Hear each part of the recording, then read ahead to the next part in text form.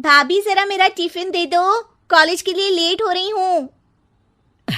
ये ले बेटी तेरा टिफिन। तभी रमन भी वहां आ जाता है। माँ, तुम अकेले ही सारा काम क्यों कर रही हो? प्रतिज्ञा कहाँ है? तुम्हें उसकी फिटनेस का तो पता है ना, बैकयार्ड में एक्सरसाइज कर रही है। फिटनेस और एक्सरसाइज वगैरह ठीक है, लेकिन उसे घर के काम में तुम्हारी मदद भी तो करनी चाहिए। अरे ठीक है, सीख जाएगी।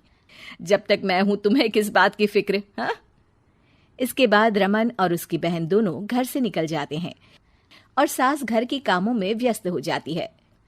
वहीं दूसरी तरफ प्रतिज्ञा अपनी एक्सरसाइज पूरी करके थकी हुई गार्डन में ही बैठ जाती है। आज तो पूरे 2.5 घंटे एक्सरसाइज कर ली। Now I am tired. थोड़ी देर आराम करके फिर शाम को योगा करूंगी। प्रतिज्ञा अपने कमरे में जाकर सो जाती है। सुबह से शाम हो जाती है।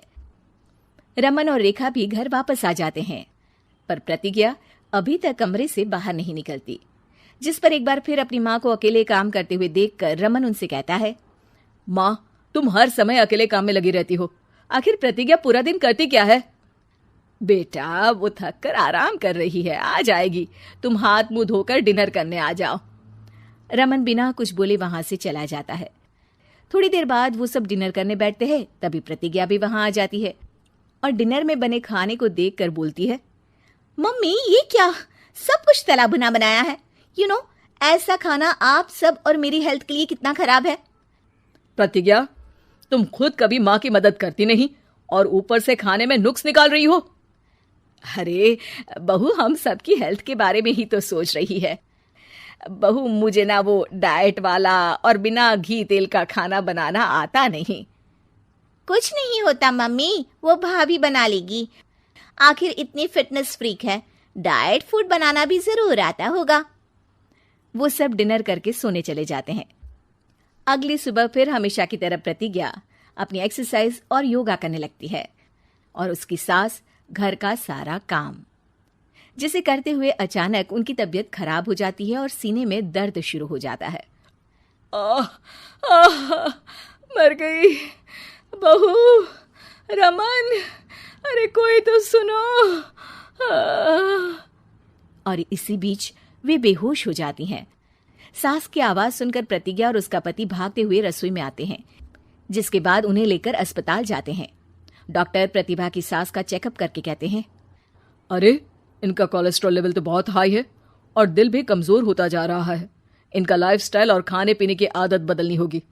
सिर्फ light and non oily food ही खाना है और कुछ समय तक पूरा रेस्ट, साथ में कुछ एक्सरसाइज या योगा करे तो अच्छा रहेगा। पूरी जांच के बाद डॉक्टर उन्हें घर भेज देते हैं।